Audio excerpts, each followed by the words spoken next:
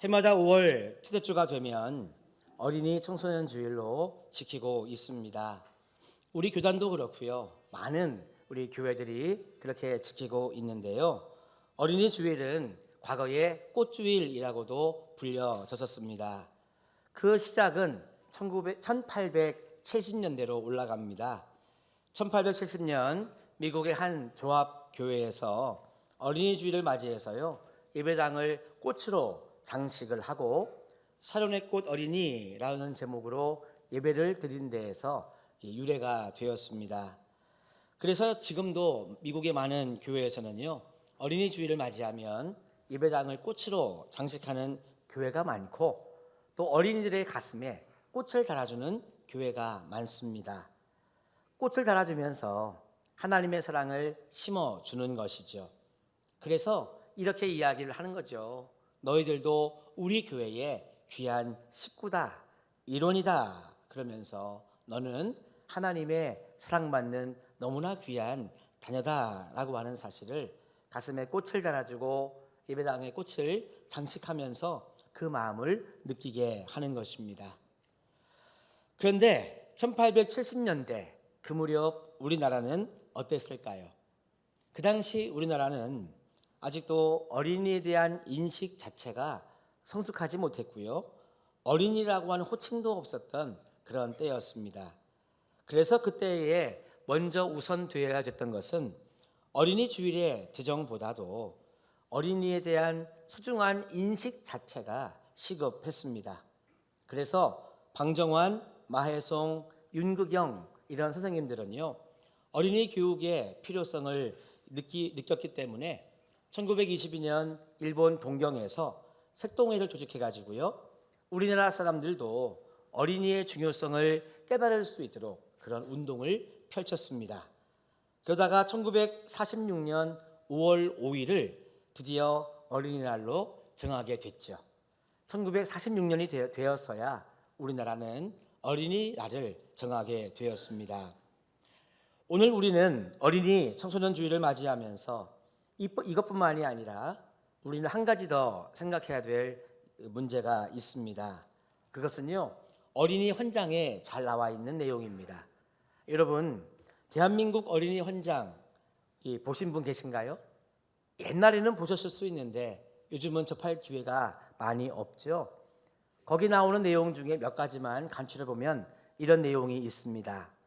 어린이는 나라와 결의의 앞날을 이어나갈 새 사람이므로 그들의 몸과 마음을 귀히 여겨 옳고 아름답고 씩씩하게 자라도록 힘써야 한다. 어린이는 인간으로서 존중하여야 하며 사회의 사람으로서 올바르게 키워야 한다. 어린이는 위험한 때에 맨 먼저 구출하여야 한다. 어린이는 어떠한 경우에라도 악용의 대상이 되어서는 아니 된다. 굶주린 어린이는 먹여야 하며 병든 어린이는 치료해 주어야 하고 신체와 정신에 결함이 있는 어린이는 도와주어야 한다. 기타 등등. 이렇게 여러분, 어린이도 인간으로서 존중되어야 한다라고 하는 어린이 헌장의 엑기스가 있는데요. 이것이 공포된 것은 1957년입니다. 여러분, 그런데 말입니다. 1957년도에 이 어린이 헌장이 선포되었다는 사실은 그 안타까운 마음을 담고 있는 거죠. 그동안 우리가 얼마나 어린이들에 대해서 비인격적인 대우를 했으면, 얼마나 어른들이 아이들을 존중하지 못했으면 이런 어린이 헌장까지도 만들게 되었을까라고 하는 안타까움입니다. 게다가 여러분, 57년 이후에 오늘 2024년을 맞이할 때까지 얼마나 많은 세월이 지났습니까? 57년도에 어린이였던 성도님들이 이 자리에 많이 계시는데 벌써 이렇게 나이 들고 지금 생각해 보면 어린이들의 모습이 마냥 행복하지만은 않죠. 요즘도 끊임없는 뉴스가 나옵니다. 아동학대 또는 아이들의 인권 착취, 이런 뉴스가 지금도 끊이지 않는 것을 보면 조금은 나아졌을지 몰라도 많이 좋아지지는 않은 우리 현실을 보게 됩니다. 예수님 당시도 마찬가지였습니다. 예수님 때에도요, 당시 어린이들은 그 예수님 당시의 사회에서 이 인격체로 존중을 받지 못했습니다. 이스라엘도 우리나라도 가부장적인 사회 문화가 있었기 때문에 이 아이들은 그냥 억눌려지는 그런 대상으로 여겨졌죠. 오늘 본문으로 한번 돌아가 봅시다. 예수님께서 한창 하나님 나라의 복음을 전하는 사역을 하고 계셨습니다. 그런데 저쪽에서 있잖아요, 웅성웅성 하는 거예요. 예수님이 이렇게 고개를 들어보니까 저쪽에서 이 아이를 아는 부모가 기도받고 싶어가지고 이렇게 막 온 것을 예수님이 본 것입니다. 당시 유대인들의 풍습 속에서는요, 뛰어난 랍비, 아주 말씀을 잘 가르치는 선생님이 계시면 그 훌륭한 랍비에게 아이를 데리고 가서 축복 기도를 받는 것이 유대인들의 풍습이었습니다. 아마도 그 아이를 데리고 온 부모님은요, 예수님이 정말 하나님 나라의 복음을 잘 전하시고 하나님 말씀을 잘 가르치는 훌륭한 랍비라고 생각을 해서 우리 예수님께 우리 아이가 축복 기도를 받았으면 좋겠다 하는 마음으로 아이를 데려온 것 같아요. 그런데 여러분, 문제가 생겼습니다.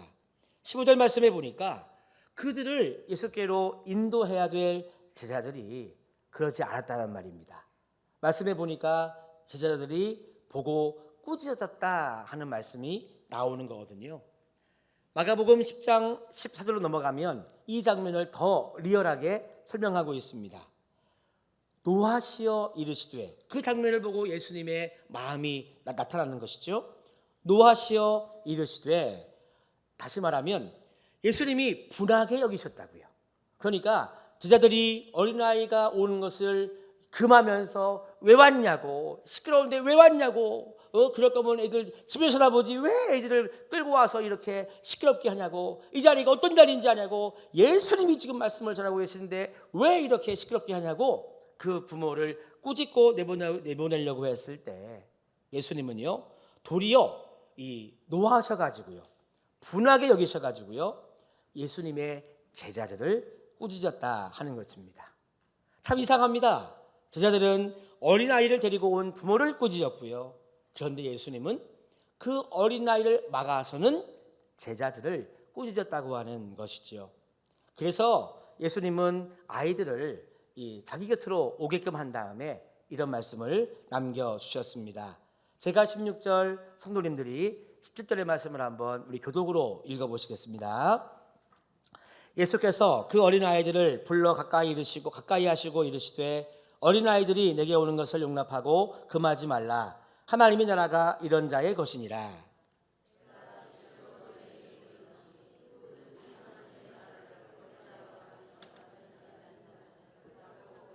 들어가지 못하리라 하시니라. 아멘. 우리는 예수님의 말씀을 통해 신앙적 깨달음을 두 가지로 얻을 수 있습니다. 첫 번째는 무엇이냐면요, 오늘도 우리가 만나는 어린이 청소년이라고 하는 대상은 우리가 혼내고 꾸짖는 대상이 아니라고 하는 것입니다. 따라합시다. 사랑의 대상이다. 다시 한번, 사랑의 대상이다. 그렇습니다. 본문에서 어린이를 꾸짖고 있는 제자들의 모습을 한번 생각해 보십시오. 과연 이 어린아이들이 야변을 맞아야 될 이유가 무엇입니까, 여러분? 왜 어린아이들은 예수님께 나오면 안 되는 겁니까? 도대체 제자들은 무슨 권위로, 무슨 까닭으로 야변을 쳤는지 알다가도 모를 일입니다. 물론 상상은 되죠. 애가 여러분, 아까 얘기하면 너무 그냥 히히 웃으면서 세례를 받아가지고 세례를 베푸는 제가 다 놀랐습니다. 근데 애들은 보통 앵앵 울지 않습니까? 막 보치잖아요, 그렇죠? 그 다음에 조금 더 애들이 크면은요, 우르르 뛰어다니고 여러분 난리가 납니다. 게다가 자기들끼리 막 얘기하면서 소란을 피우기도 하죠. 여러분, 그런데 이와 같은 모습이 야단 맞을 모습은 아니라고 하는 것입니다. 이것은 당시 사회의 분위기가 어떠한지를 잘 알려주는 모습이죠. 그러니까 어린이들을 존중하지 않는 사회 문화가 있었다 하는 것을 우리들에게 알려주고 있습니다. 여러분, 한번 가슴에 손을 대고 생각해 보십시오. 여러분들도 아이들을 기르실 때 야단 많이 치셨죠? 여러분들이 야단을 칠 때 어떤 상황 속에 야단을 쳤나요? 야단 맞을만 하고 혼날 일을 했을 때만 야단 쳤습니까? 아니면 실수할 때도 있었습니까? 솔직히 여러분, 어떤 때는요, 부부싸움 하고 나면 그 화풀이를 누구한테 해요? 여러분들은 잘 모르시는구나. 다른 교회 분들은 이렇게 얘기한대요. 아이고, 부부싸움 하고 나면은요, 그 화딱지 나는 거 있잖아요. 왼수한테 열받은 거를요, 꼭 애들한테 푼대요. 뭐라고? 공부해! 왜 공부 안 해? 이러고. 청소하라고 했는데 왜 청소 안 해? 이러고. 괜히 애꿎은 애들한테 화풀이를 한다는 것입니다. 괜히 밖에서 안 좋은 일 있으면 꼭 집에 들어와가지고 괜히 애꿎은 애들만 잡는다고 하는 것이죠. 여러분, 우리 부모들이 자녀들에게 참 잘못하는 모습이 바로 이와 같은 모습입니다. 머리로는 알지는 모르겠지만 잘 안 되는 거죠. 아이들을 인격적으로 존중해 주어야 된다. 이것을 모르지는 않겠지만 쉽지는 않은 것입니다. 아직도 우리나라는요, 가부장적인 문화가 살아있기 때문에 자녀들을 존중한다는 그런 모습이 부족한 것이 사실입니다. 하지만 우리는 예수님의 말씀을 통해서 다시 한번 마음의 다짐을 해보았으면 좋겠습니다. 어린아이들은 꾸짖음의 대상이 아니라 보호해 주어야 되고 권면해 주어야 되고 사랑해 주어야 되는 대상이라고 하는 사실입니다. 그래서 예수님은 어린아이를 꾸짖는 제자들을 오히려 나무라셨어요. 어린아이들이 내게 오는 것을 용납하고 금하지 말라. 하나님의 나라가 이런 자의 것이니라. 예수님은요, 오늘 본문 16절에서 그렇게 말씀해 주셨습니다. 그래서 여러분, 예수님이야말로 어린이들을 인격적으로 만나 주셨고 대우해 주셨던 참 좋은 우리 예수님이십니다. 예수님은 알고 계셨죠. 저 어린아이의 마음은 너무나 착하고 순수한 마음이 있다. 그래서 저 아이들을 정말 존중해 주어야 된다. 여러분, 적어도 오늘 하루만이라도요, 어린아이들과 또 우리 청소년들을 만나신다면 그 아이들 여러분 사랑의 눈빛으로 바라봐 주시면 좋겠습니다. 여러분들도 성령 충만 늘 간구하시죠. 성령님이 내 마음에 계심을 여러분 믿으십니까? 맞아요. 그런 것처럼 우리 어린 아이들에게도 성령님은 함께 하고 계시고요, 우리 어린 아이들에게도 하나님의 형상은 담겨져 있다는 것입니다. 그렇기 때문에 여러분, 어린 아이들이 성령님이 임재하시는 귀한 영혼이요 하나님의 형상이 있음을 우리가 인정한다면 여러분, 그들에게 사랑의 눈빛으로 대하는 우리 어른들이 되어야 되겠습니다. 저는요, 아이들이 이렇게 많은 게 참 좋더라고요. 아이들이 있잖아요, 예배 시간에 삑삑 울어요. 그럼 저는요, 누가 이렇게 울어? 어느 엄마가 애들을 이렇게 조용히 안 시키고 있는 거야? 하고 여러분 돌아보는 것이 아니라 저는 애가 울어도 좋더라고요. 그래서 금요 성령 기도회 이럴 때 우리 아이를 데리고 온 이게 부모님들 같은 경우에 괜히 또 미안하면 3층에 올라가고 막 잠옷을 들어가잖아요. 저는 금요일 저녁에는 그냥 여기 밑에서 같이 예배 드리자 그래요. 저는 그게 좋더라고요. 애니까 울지 어른이 울면 되겠습니까? 그리고 애니까 뛰어다니지 여러분들이 여기 막 뛰어다니시면 그게 더 이상한 거 아닙니까? 저는 좋더라고요. 교회에 아이들의 울음소리가 많고 교회에 뛰어다니는 애들이 많으면요, 전 좋더라고요. 왜냐하면 우리 교회의 미래가 보이기 때문입니다. 여러분, 교회에 어린아이들의 울음소리가 없다, 교회에 뛰어다니는 아이들이 없다, 여러분 이거는 불행한 거예요. 하나님 앞에 회개해야 될 문제인 것입니다. 여러분, 만약에 교회에서 아이들의 울음소리가 그치고 뛰어다니는 아이들이 없잖아요. 그러면요, 10년 뒤에 20년 뒤에 30년 뒤에는요, 이 교회가 텅 비는 거예요. 여러분, 그래서 우리는 더 기도해야 되겠습니다. 하나님, 우리 교회에 앵겨노는 아이들이 많아지게 도와주시옵소서. 오히려 여러분, 여기서 울고 저기서 울고 삼층에서 애들이 막 울면은요, 우리 할렐루야, 하나님이 감사해야 될 문제인 것입니다. 물론 애들이 뛰어다니다가 강대상까지 올라와가지고 제 옆에 서가지고 이렇게 해서 막 장난치고 싶다면 그건 좀 문제가 되겠지만, 그 정도까지가 아니라면요, 우르르 우르르 뛰어다니면 할렐루야 아멘 주여 감사합니다, 이 정도의 믿음이 우리들에게 있으면 참 좋겠어요.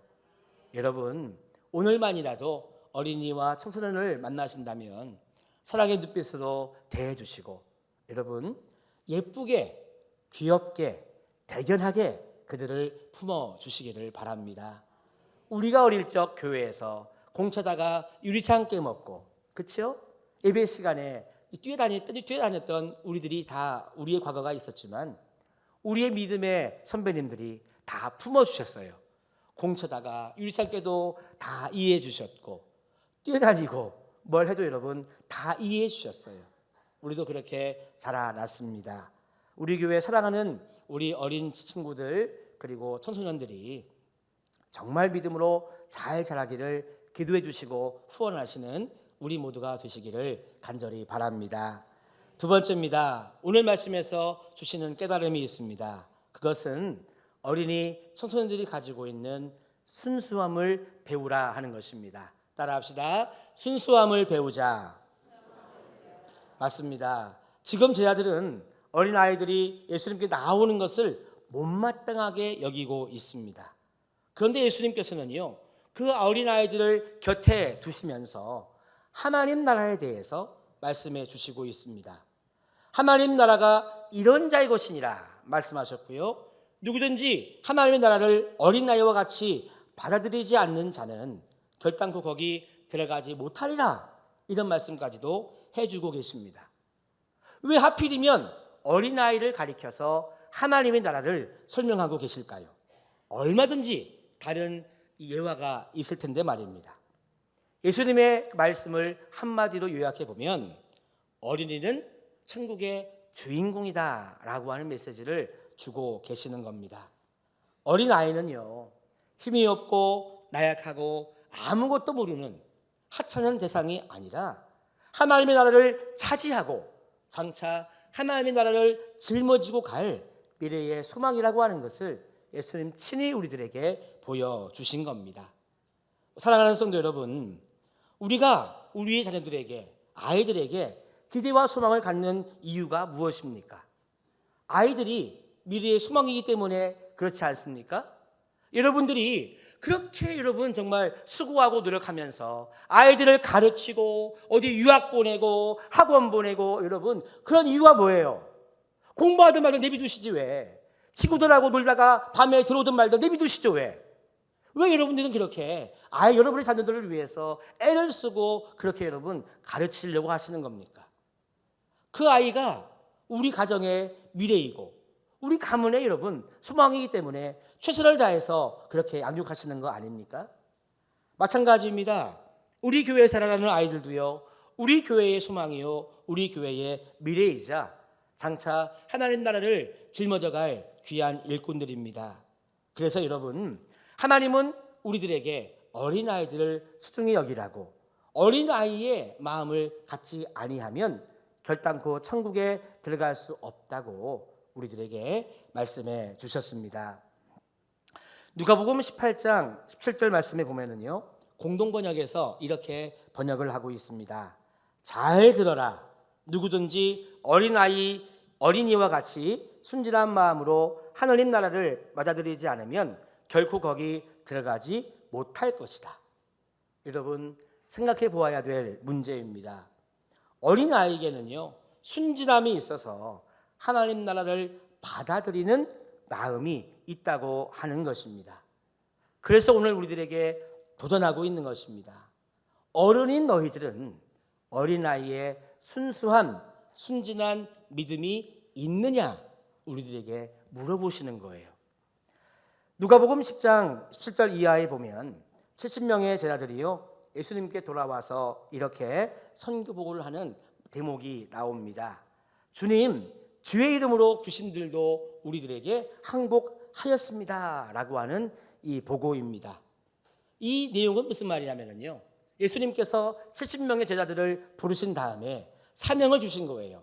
우리로 말하면 너는 흥해, 너는 초곡, 너는 어디 있니, 너는 저기 청하, 너는 포항시에 나가서 복음을 전해라, 이렇게 사명을 주신 겁니다. 두려움이 생길 수 있었죠.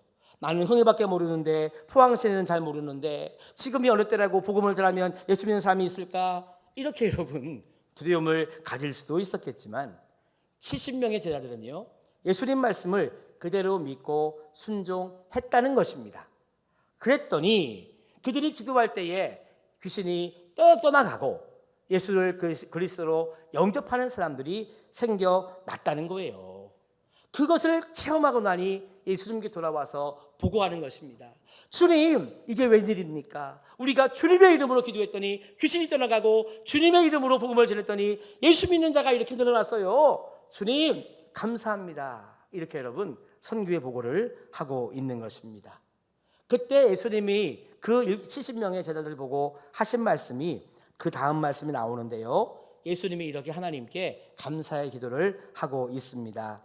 21절 말씀입니다. 천지주제이신 아버지여, 이것을 지혜롭고 슬기 있는 자들에게는 숨기시고 어린 아이들에게는 나타내심을 감사하나이다. 옳소이다. 이렇게 된 것이 아버지의 뜻이니이다. 여러분, 오늘 이 말씀에 보니까요, 어린 아이들에게는 나타내셨다라고 하는 말씀이 나오는데요, 이 말씀의 어린 아이들은 누구입니까? 지금 예수님이 70명의 제자들에게 선교의 복을 받고 기뻐하는 마음으로 하나님께 기도하고 있거든요. 이 예수님의 기도의 문구 중에 어린 아이들에게는 나타내심을 감사하나이다 할 때 어린 아이들은 누구예요? 70명의 제자들이죠. 무슨 말이냐? 이 70명의 제자들은요, 비록 무식하고 가난한 제자들이었지만 적어도 예수님의 말씀만큼은 순수하고 여러분 정말 순진하게 그 말씀을 받고 믿고 따랐던 제자라고 하는 것입니다. 여러분, 왜 귀신이 떠나가고 왜 회개하고 예수를 믿는 사람들이 생겨났느냐? 따라합시다. 순수하게 믿었던 그들을 통해 받습니다. 참 우리는 부끄럽습니다. 여러분들은 주님의 일을 감당하실 때 어떤 믿음으로 감당하십니까? 하나님 원하시는 모습은 순수한 믿음으로 감당하라 라고 말씀하시는데요, 우리는 너무 생각이 많죠. 이렇게 하면 될 것 같고 저렇게 하면 안 될 것 같고, 이렇게 하면 잘 될 것 같은데 저렇게 하면 잘 안 될 것 같고, 지금은 되고 언제는 안 되고. 우리는요, 어른이 된 다음에 너무나 생각이 많아졌습니다. 생각이 복잡해졌습니다. 우리에게는요, 순수함을 찾아보기가 너무 어려워졌어요. 어느 광고에 나오는 것처럼 고려하라 이런 것처럼요, 우리 너무 고려하는 게 많아. 그래서 여러분, 주의를 감당하기에 너무나 연약해져 버린 우리의 모습을 발견하게 됩니다. 사랑하는 성도 여러분, 하나님의 나라가 건설되고 주님의 영광이 빛나게 되고 하나님의 역사가 일어나는 여러분 중요한 포인트는 뭐냐면요, 우리가 어린 아이의 마음으로 가지고 주의 사명을 감당할 때입니다. 적어도 여러분, 생각 많이 하고 많은 것을 고려하는 성도를 통해서는 하나님의 기적이 일어나기가 쉽지 않습니다. 다른 거는 모르겠어요. 그러나 주의 말씀이니 아멘으로 순종하는 여러분들에게는 오늘도 하나님의 은혜는 크게 역사하실 줄로 믿습니다. 예수님 말씀하십니다. 어린아이들은 사랑의 대상이다. 그리고 너희들도 어린아이처럼 순수한 믿음을 가지라고 말씀하십니다. 여러분, 어린아이들과 청소년뿐만이 아니라 우리 모두도요, 그와 같은 마음을 품어 하나님 나라의 주인공이 되고 주님의 일을 넉넉히 감당하는 귀한 영혼들로 다 서게 되시기를 주님의 이름으로 축원합니다.